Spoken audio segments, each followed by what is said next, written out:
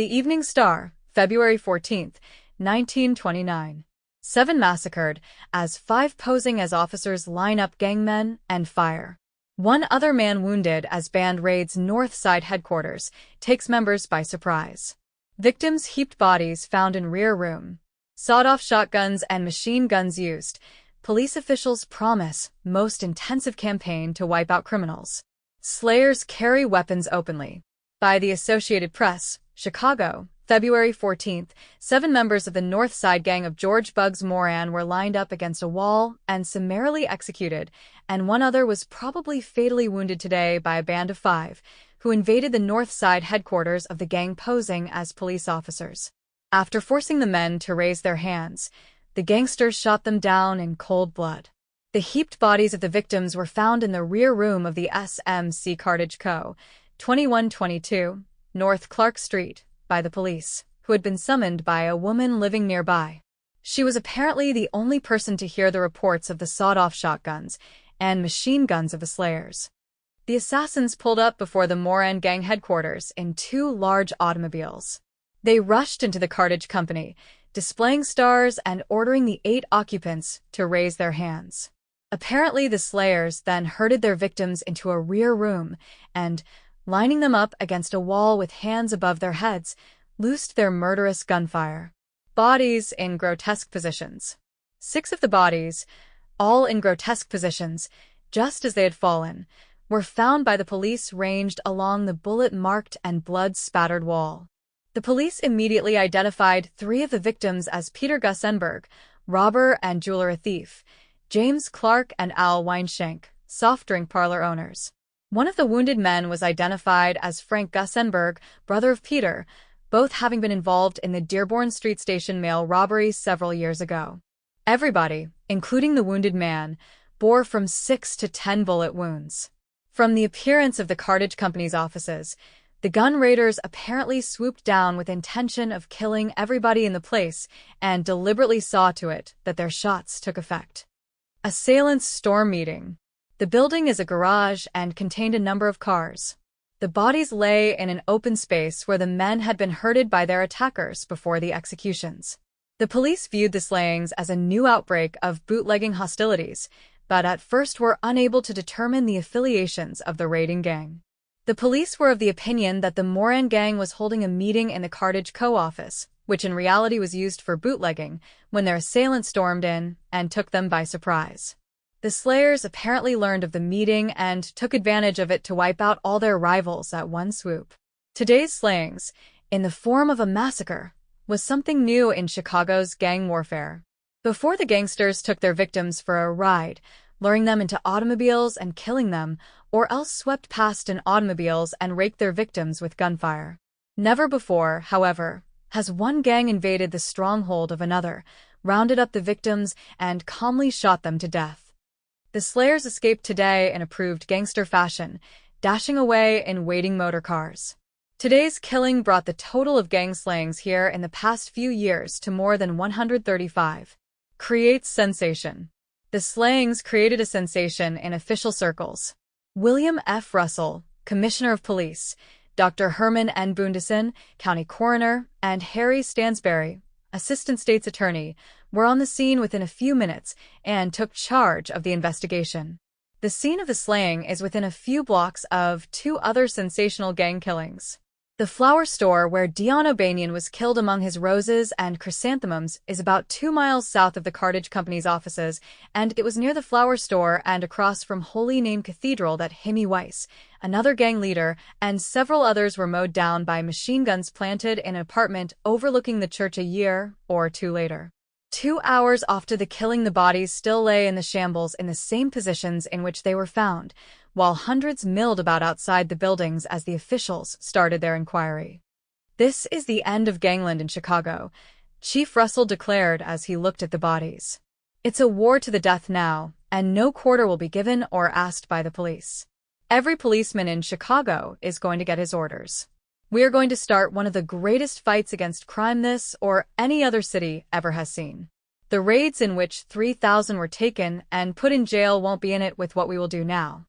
All victims were well dressed. In the pockets of one, the police found $800, and most of them wore expensive watches and jewelry. 5 men apparently constituted the murderers. The 5 were seen to leave the garage after the shooting, lugging along their weapons without any attempt at concealing them. One man said he saw the men emerge from the building, that they were carrying their weapons in their hands and proceeding without any hurry. He believed them to be police officers.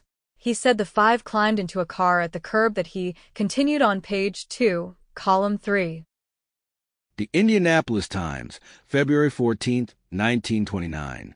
6 men lined against wall and murdered by gangster firing squad. 2 carloads of Chicago thugs invade warehouse. Massacre beer war foes with volleys from sawed-off shotguns. Pal of Scarface, Al is victim. Arrest of every hoodlum and racketeer in city ordered after investigation by police commissioner. By United Press, Chicago, February 14th. 6 employees of the SSMC Cartage Company were murdered with sawed-off shotguns today, and 1 man was wounded when 2 automobile loads of bandits raided the garage in which the company had its headquarters. Police construed the assassinations as an outgrowth of the working for the SSMC concern had been engaged in running beer. The raid was one of the most daring in the long history of Chicago gang feuds. The 2 carloads of raiders drew up in front of the garage shortly before noon, leaped out and entered the garage. Sawed-off shotguns roared. Persons in the neighborhood said they thought there had been an explosion in the building. A few minutes later, half a dozen or more gangsters raced out of the garage, took their places in 2 automobiles, and speeded away. The victims were said to have been treated in the usual gang manner, shot down without a chance to defend themselves. Every available squad car at detective headquarters was pressed into action and raced north through the loop with screaming sirens. Lined up against wall.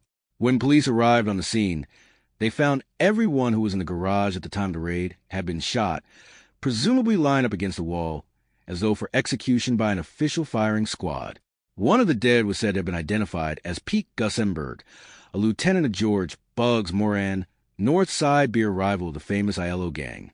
Pete's brother, Frank, was wounded. Others among the identified dead were James Clark, a brother-in-law of Bugs Moran and owner of the garage. Arthur Hayes, said to be a former state representative. Frank Foster, a truck driver, Al Wineshacks. An unidentified mechanic. The garage where the shooting took place is in an unimposing structure in the 2200 block on North Clark Street, about 19 blocks due north of Chicago Loop. The lower half of the windows in the front of the building had been painted so that passers-by could not see inside. Escape attempt futile. Several of the victims appear to have attempted to run after being shot, but none got far. The body of Pete Gussenberg lay under a sink, and nearby was his brother Frank, who was badly wounded and may die. Ambulance physicians said he was in no condition to be questioned about the shooting. Police said they could not tell by examining the bodies whether the men had faced the raiders or the wall when the massacre took place. That was because most of the shotgun slugs tore clear through the bodies, leaving similar wounds on both sides. Hayes, Clark, and Wineshacks went to their death dressed as carefully as the most prosperous of racketeers. Each wore a wristwatch. Only the unidentified mechanic was in working clothes. The north wall of the garage, against which the victims were believed to have been lined up, was pitted with shotgun bullets, which spread into a large pattern after leaving the sawed-off barrels of the guns. On the floor were 50 machine gun shells, but police found no evidence of machine gun bullets. On the floor also was a .38 caliber pistol. Bodies all over room. The bodies were in all parts of the room. The body of the mechanic remained unidentified because the top of his head had been blown off. Important representatives of Chicago officialdom flocked to the North Clark Street address as soon as news of the assassination spread about the city. The police commissioner was there, as was the chief of detectives and agents of the Chicago Crime Commission. Police Commissioner William Russell issued a statement describing the outrage as the last straw. The gangsters had declared war openly, and the police department has accepted the challenge, Russell said. I am issuing orders for the arrest of every gangster, hoodlum, and racketeer in city. At the rear of the room in which the murders took place was a large space crowded with trucks and automobiles. In one of the trucks, police found a dismantled still, strengthening their belief that the wholesale shooting was a flare-up in the beer war. Bugs Moran, whose late brother-in-law owned the garage and the cartage company, is known as an associate of Scarface Al Capone, the Chicago beer lord. Bugs is said to be the second successor to the alcohol domain on the North Side, once ruled by Dean O'Banion, the Irish gang leader who was murdered when he fell out with a Sicilian element in the beer industry. New Britain Herald, February 15, 1929. Police balked in Chicago massacre. No clue left behind by slayers of 6 gangsters. Wounded gunman silent. Gussenberg, with 10 bullets in body, calmly tells sergeants nobody shot him. Little hope of nabbing killers. Chicago, February 15th. AP. Major Fred D. Silloway, Assistant Prohibition Administrator, today advanced the theory that police officers themselves killed the 7 gangsters shot to death in a North Side gang's stronghold yesterday, and declared that he believed the names of the actual slayers would be known before night. Chicago, February 15th. AP. A blind alley lay ahead of police today as they sought the trail of slayers in Chicago's latest and bloodiest of all, gang killings. With a day and night of investigation behind, police still sought a clue to the shooting down of 6 gangsters and a doctor yesterday morning. They were frankly discouraged. The record of 72 previous gang killings in the last 4 years without a conviction, many without an arrest, lent little hope that the present investigation would be more successful. There were no witnesses when the assassins entered the SMC Cartage Company garage at 2122 North Clark Street about 10:45 a.m. yesterday, lined up their victims against a brick wall, and shot them down. A woman saw 4 men, 2 dressed as policemen and carrying guns, emerge from the garage, enter what she thought was a police squad car, and drive rapidly away. But that was the most definite story the police had. Nobody shot me. One of the victims, Frank Gussenberg, survived his wounds a short time and was conscious. He was the only hope of authorities for an eyewitness account. But the coat of the gunman kept him silent. A police sergeant leaned over the gangster who lay dying at Election Brothers Hospital. "Who shot you, Frank?" he asked. "Shot me," said Frank Gussenberg. "Why, nobody shot me." But early today, when they completed an examination, coroner's physicians found 10 bullets in Gussenberg's body. The massacre, as it was being called today, resulted in the virtual annihilation of the gang that took up Dean O'Banion's beer and blood. Continued on page 7. The Bismarck Tribune, February 15th, 1929. Gangster butchers hidden behind pall that cloaks crime. Record of 72 killings without arrest lends little help slayers will be found. Victims were racketeers. Police strongly believe Purple Gang of Detroit most likely assassins. Chicago, February 15th. AP. Major Fred D. Silloway, Assistant Prohibition Administrator, today advanced the theory that police officers themselves killed 7 gangsters herded into a North Side gang's stronghold yesterday and shot to death, and declared that he believed the names of the actual slayers will be known before night. Chicago, February 15th. AP. A blind alley lay ahead of police today as they sought the trail of slayers in Chicago's latest and bloodiest of all, gang killings. With a day and night of investigation behind, police still sought a clue to the shooting down of 6 gangsters and a doctor yesterday morning. They were frankly discouraged. The record of 72 previous gang killings in the last 4 years without a conviction, many without an arrest, lent little hope that the present investigation would be more successful. There were no witnesses when the assassins entered the SMC Cartage Company garage at 2122 North Clark Street about 10:45 a.m. yesterday, lined up their victims against a brick wall, and shot them down. 6 of yesterday's victims were members of the gang of North Side booze racketeers and hijackers, of which police say George Bugs Moran is the head. Moran still lives, but police could not find him. Doctor just chatting. Of the 7 killed, only R.H. Schwimmer, an optometrist, was unknown to police records. Dr. Schwimmer, they believe, dropped into the garage to chat with Frank and Peter Gussenberg, both of whom were killed. The Gussenbergs were longtime friends of Dr. Schwimmer, the police learned. James Clark, another of yesterday's dead, was a brother-in-law of Moran, with a reputation as a crack marksman with a rifle. Alfred Weinshank was a Northside cafe owner whose affiliation with Moran took place comparatively recently. John May, at first believed to have been only an automobile mechanic and an innocent victim, was known to police as a safe blower before joining Moran. Adam Hayes, the other dead man, was the front for the gang, taking care of the legitimate activities such as renting plants and buildings required in conducting the gang business. Consider 4 theories. There were 4 theories being considered in connection with today's investigation. 2 involved the liquor racket, a third politics, and the 4th had to do with the warfare in the cleaning and dyeing business in which Al Capone, Moran, and others connected with the city's gang life became interested last year. A theory that found strongest support held the Purple Gang of Detroit as the most likely assassins. A hijacking war between the Purple Gang and the Moran men, police said, has existed for some time. The Detroit liquor runners are understood to have brought much beer and whiskey into Chicago. Some of their contraband has been hijacked from them in or near Chicago. Police said that $60,000 worth of liquor recently was taken from the Purple Gang by force and later sold to Moran's customers. An inquest was called for today before a coroner's jury of prominent Chicagoans including Bert A. Massey, president of the Palmolive Company, John D. McCormick, dean of the law school at Loyola University, and Walter W. L. Meyer, master in chancery of the circuit court. The Evening Star, February 15, 1929. Police massacred 7 for cutting off protection money, dry agent thinks. Chicago killings blamed on hijacking 6 weeks ago. Moran men said have accused officers as aides. Commissioner Brand's statement as all rot.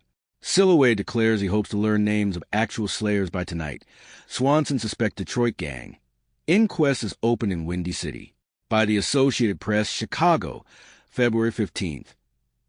Major Fred D. Silloway, Assistant Prohibition Administrator, today advanced the theory that police officers themselves killed the 7 gangsters shot to death in a Northside gang stronghold yesterday, and declared that he believed the names of the actual slayers would be known before night. Major Silloway expressed a belief that the killings yesterday were the direct outgrowth of a hijacking job here 6 weeks ago, when 500 cases of whiskey were taken from the Moran gang by a West Side liquor-running outfit. Major Silloway said he did not believe the theft of the liquor by one faction from the other could have been carried out in broad daylight on a well-traveled boulevard without police assistance. The Moran gang, he said, apparently got the same idea and cut off tribute that the Prohibition officer said the gang had paid the police. Major Silloway said he believed the killings were in retaliation for stopping the protection money and declared he expected to gain information as to the actual killers during the day. Evidently known to gang, he said some of the killers wore police uniforms, that an automobile resembling a police squad car, with a gong on the side, was used by them and that the slayers evidently were well known to the Moran gang, as they were admitted without question. After detailing the hijacking and his belief that the police assisted in it, Major Silloway said, leaders of the Moran gang told the police that they would no longer give them their regular donations for protection because of this job. So, the police probably selected the new method of murder in retaliation.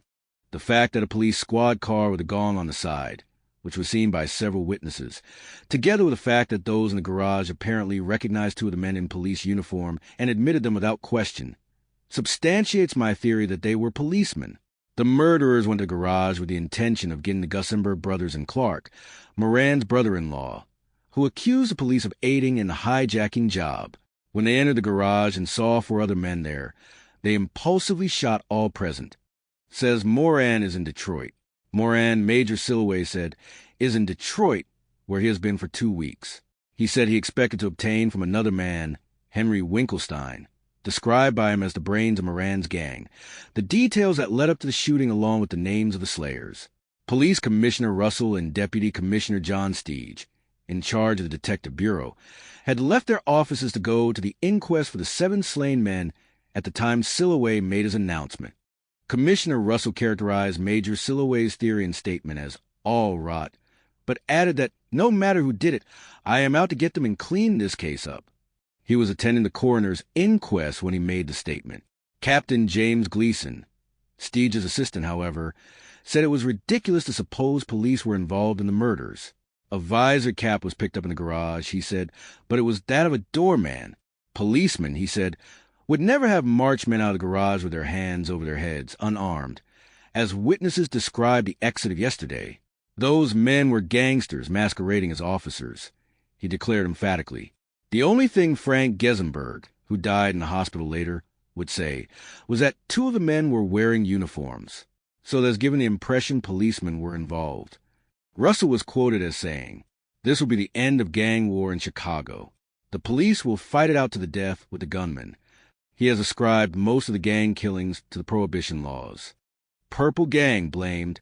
Chief Russell said there were so many violators of the dry law that the resulting flow of money for illicit liquor set the gangsters crazy for tainted money, even slaying each other to garner the lucre. State's Attorney Swanson said he believed the slayers were members of the Purple Gang of Detroit, imported here for the purpose, so that they would not be known when they invaded the Moran stronghold. Police were uncertain whether Moran might have been kidnapped and slain by the killers, although it was reported he was in hiding. Meanwhile, Detroit police have been asked to round up every known member of the Purple Gang there and find out where every other member is. Detroit authorities said they would have the information before the day was over. Check on old squad cars. Authorities also were checking on all old squad cars, which had been sold recently after several witnesses said the car used by the killers resembled a police car and carried a gong similar to those used by such cars. The police had two theories as to how all the gang happened to be gathered in the garage when they were shot down. One was that they had been put on the spot, lured there for purposes of assassination. The other was that they continued on page 2, column 3. The Indianapolis Times, February 15, 1929. Capone's gangland throne tottering after massacre wipes out Allies' forces. Fear of leaden hail, which mowed down 7 men in Chicago beer truck garage drives leaders to guarded haunts. Fewer taken in police dragnet. Wholesale slayings leaves Bugs Moran, racket chief, virtually without protection. Reprisal deaths are feared. By United Press, Chicago, February 15th.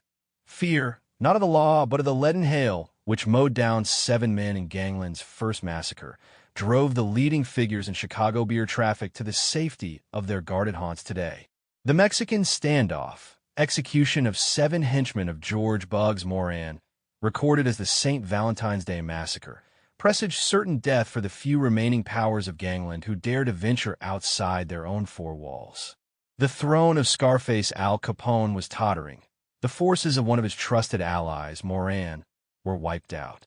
The flare of machine gun and shotgun fire directed at the 7 men lined against the brick wall of a North Side beer truck garage left Moran virtually unprotected.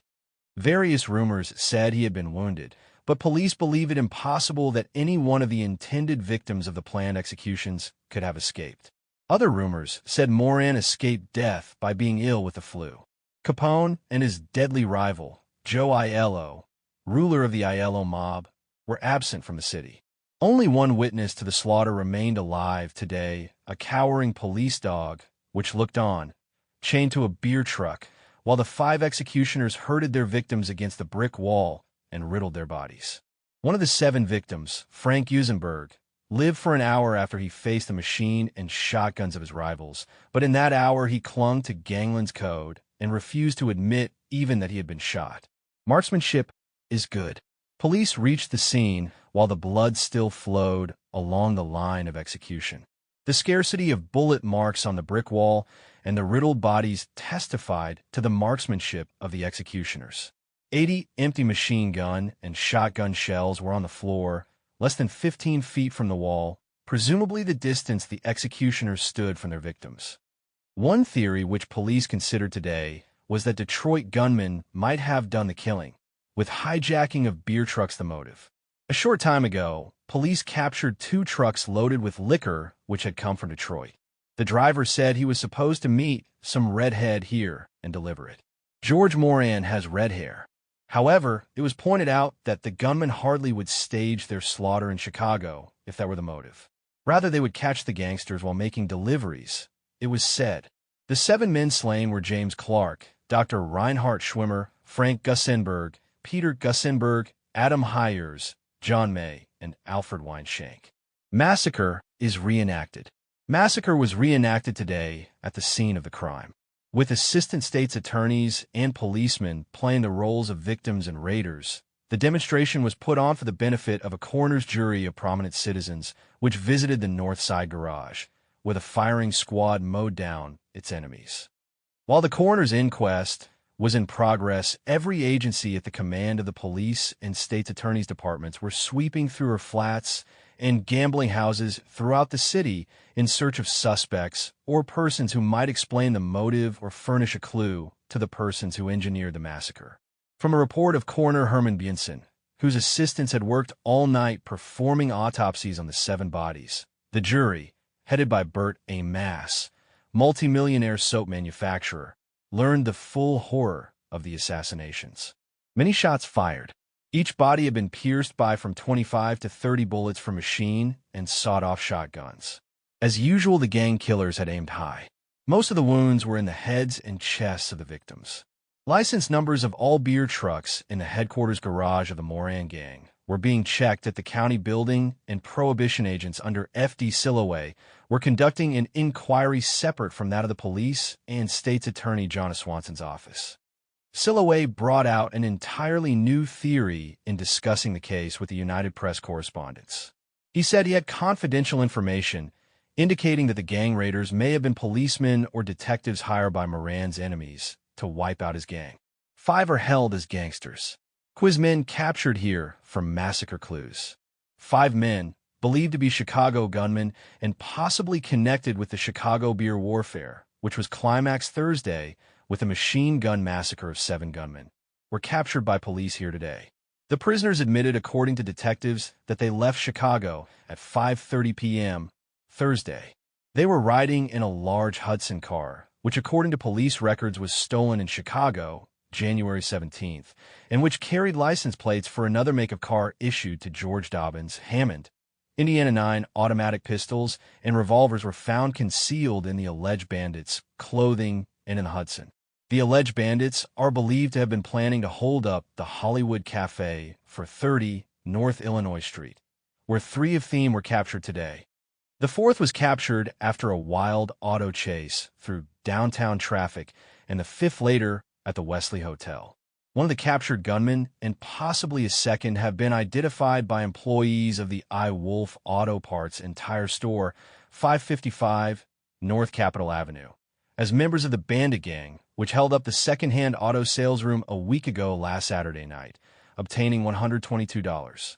Gerald Mihalowicz, an employee of the Wolf Company and one of the hold-up victims, saw the men eating at the Hollywood Cafe and was responsible for the capture. The bandits gave their names as Edward A. Edwards, Arnold Greenbush, Frank Meals, E. Marin, and Edgar Sullivan. The Brownsville Herald, February 15, 1929. Charges cop shot gang, U.S. dry agents theory is hit by Chicago police. Chicago, February 15, AP, Major Fred D. Silloway, Assistant Prohibition Administrator, today advanced the theory that police officers themselves killed the 7 gangsters shot to death in a North Side gang stronghold yesterday, and declared he believed the names of the actual slayers would be known before night. Commissioner of Police Russell, who hurried to the scene of the slaying yesterday, was quoted as saying this will be the end of gang war in Chicago. The police will fight it out to the death with the gunmen. He has ascribed most of the gang killings to bootlegger feuds. Police Commissioner Russell and Deputy Commissioner John Steege, in charge of the Detective Bureau, had left their offices to go to the inquest for the 7 slain men at the time Silloway made his announcement. Called ridiculous. Captain James Gleason, Steege's assistant, however, said it was ridiculous to suppose police were involved in the murders. A visored cap was picked up in the garage, he said, but it was that of a doorman. Policemen, he said, would never have marched men out of the garage with their hands over their heads, unarmed, as witnesses described the exit of yesterday. Those men were gangsters, masquerading as officers, he declared emphatically. The only thing Frank Gussenberg, who died in the hospital later, would say was that 2 of the men were wearing uniforms. So that has given the impression policemen were involved. Major Silloway expressed a belief that the killings yesterday were the direct outgrowth of a hijacking job here 6 weeks ago when 500 cases of whiskey were taken from the Moran gang by a West Side liquor running outfit. Charge retaliation. Major Silloway said he did not believe the theft of the liquor by one faction from the other could have been carried out in broad daylight on a well-traveled boulevard without police assistance. The Moran gang, he said, apparently got the same idea and cut off tribute that the Prohibition officers said the gang had paid the police. Major Silloway said he believed the killings were in retaliation for stopping the protection money and declared he expected to gain information as to the actual killers. He said some of the killers wore police uniforms, that an automobile resembling a police squad car with a gong on the side was used by them, and that the slayers evidently were well known to the Moran gang, as they were admitted without question. Commissioner Russell characterized Major Silloway's theory and statement as all rot but added, "No matter who did it, I am out to get them and clean this case up." He was attending a coroner's inquest when he made the statement. Probe started. Meanwhile, the inquisitorial agencies of the government, state, county, and city were coordinated in an extensive manhunt, the principal end of which appeared to be the arrest of every man with whom the gangsters had been seen. While scores of suspects were rounded up, the police did not find the men they sought. Those most wanted were Moran himself and 3 of his lieutenants, Ted Newberry, David Alderman, and Frank Foster. If police are able to find these 4, they said they were confident the killers could be named by them. Moran was reported in hiding. Al continued on page 5.